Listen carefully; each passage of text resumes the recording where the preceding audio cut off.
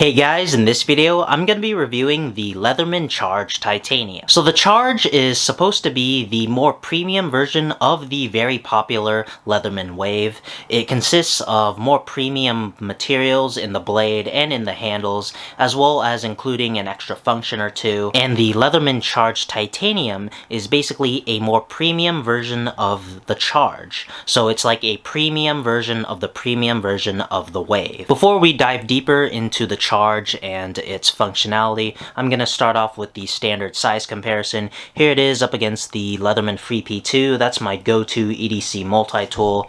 Here it is up against the Leatherman Skeletal, that's a lightweight Leatherman multi-tool. Here it is up against the PST, that's the first ever Leatherman multi-tool. And here it is up against the Leatherman Signal, that's an outdoor survival Leatherman tool. And here it is up against the Style PS, a keychain sized multi-tool. As you can see, it is a pretty standard size for a Leatherman tool. It is close to the Free in terms of height, but it's slightly thicker than it because of the tools on the inside. And in contrast to the PST, it is bigger in terms of dimensions as well as thickness. And lastly, we'll do a plier size comparison. All of the pliers opened up. Here's the PST.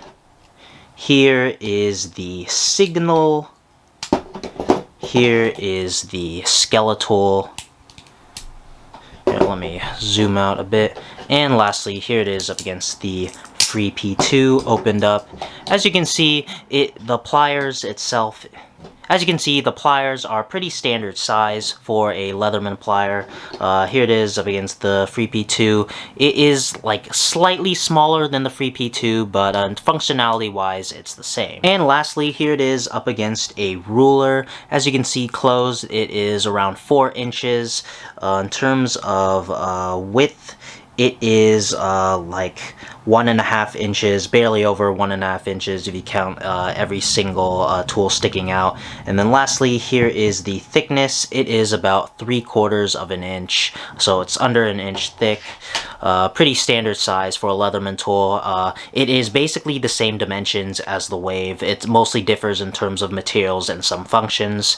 And lastly, the Charge comes with a made in China nylon sheath. It has a belt loop in the back, snap closure. The Charge's sheath is slightly bigger. It includes a slot for the Charge itself, a slot for extra hardware like bits, as well as 2 side pockets, whether that be a pen or flashlight, which is pretty cool in the sheath. And because the Charge Titanium is a lot more expensive, it does come with some accessories with the tool. It comes with a detachable pocket clip.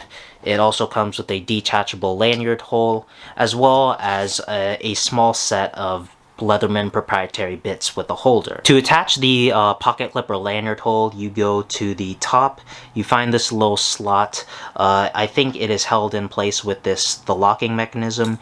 You slide it in, you press down on the lock, you slide it in, and boom, the clip is locked, and now your Charge is attached to a pocket clip, and it's better for pocket carry. So as you can tell, the Charge Titanium's handles are made out of titanium. Both sides on both handles feature titanium scales. The Charge comes in various handle types. I think the regular Charge Plus comes with aluminum handles. There are G10 versions, and then of course there are the special edition versions. The titanium version is the most expensive. And now let's get into the tool set, starting off with the one-hand opening knife blade. It's plain edge. It's made out of S30V. It's a small upgrade over the Charge Plus's 154 cm. You are getting better edge retention as well as stainlessness with S30V. The blade comes razor sharp, as is with all Leatherman blades. You can one-hand close it with a liner lock. All the tools on the Charge are locking, which is awesome. On the same side, you have the saw, which is also liner locking. It's very sharp, great for cutting wood, plastic, or even some thinner metals. On the other side, you have another one-hand opening knife. This time, the fully serrated knife blade made out of 420 HC. You also have a gut hook. It can be used as a rescue hook or for some more safer cutting tasks. And then the last tool on the outside is the multi-file. On this side, it is diamond coated. included. On the other side, you got the crisp cut pattern file. Then you also have a smaller regular cross file. Now let's take a look at the inside tools. We'll start off with the pliers, the most distinctive tool in almost all Leatherman tools. The charged titanium pliers come with the standard pliers. It comes with needle nose pliers, regular and hard wire cutters, which are replaceable. If they ever get dull, you just need to buy the replacements directly from Leatherman. You also have a small crimper built into the pliers, which I think is interesting. It's not standard on the Wave, and I think some of the other charge models also don't have that, which is interesting, which is cool because this is the more premium model. On this side of the handles, you get a set of spring action scissors. They are pretty small. I wish the scissors were outside accessible like they are on the Free and the Surge, but they're still pretty good despite having to get more into the tool. For all the tools, you need to pull them out. They lock in like that, and if you need it in a better grip, you can close up the tool and then have your desired tool usable like this. And of course, to unlock the tool and put it back, open it up, push down on the locking lever, fold up the scissors, and push it back into place. Also on this side, you have the micro bit driver, aka the glasses screwdriver.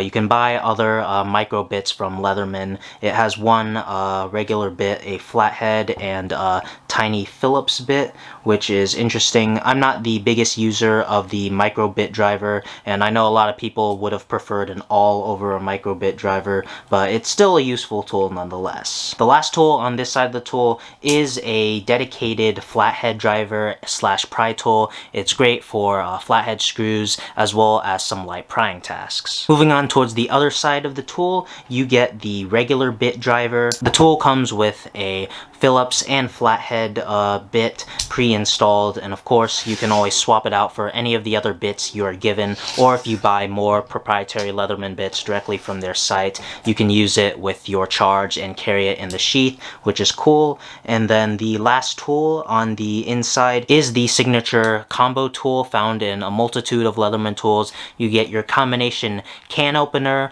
bottle opener, and wire stripper. The can opener and bottle opener are pretty self-explanatory, but right here is the wire stripper. You get it around the wire and then you strip the wire. And then the very last tool on the charge is a ruler on the inside of the handles. On the top you got an 8-inch ruler, and on the bottom you have a 20-centimeter ruler. It can definitely be useful in a pinch, but of course I usually prefer a regular ruler or dedicated measuring tape. The charged titanium is packed full of a multitude of tools. I love how robust all of the tools are, as well as how all the tools are locking. I also love the addition of the pocket clip, so despite it being on the heavier side, you can still carry it in your pocket if you desire, and it also comes with 2 other carrying options. The charged titanium definitely isn't cheap. I think it retails for around $180 now with inflation. It's definitely a premium tool at a premium price, and I know the Wave only retails for like $110 right now, so I'm not too sure if the extra $70 is worth it for the small extra functionalities and more premium materials. Of course, all Leatherman tools, regardless of the materials used or their tool sets, are all high quality. They're all made in the USA and have that excellent warranty. But I will say that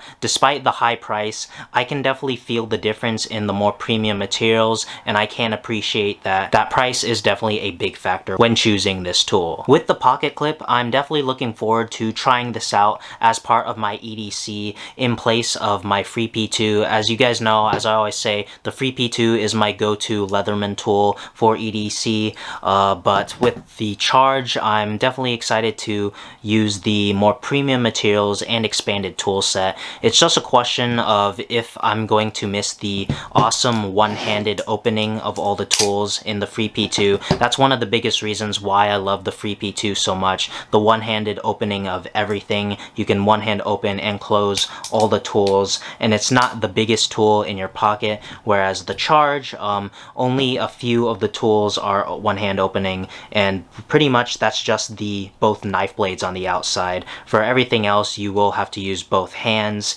and it is a bit thicker in the pocket. So it's definitely going to be an interesting change. So what do you guys think of the charged titanium? Do you think the extra features and more premium materials are worth the extra price? I'd definitely like to know down in the comments. So that's going gonna do it for this video. Like and subscribe if you enjoyed, follow me on my socials, and thanks for watching.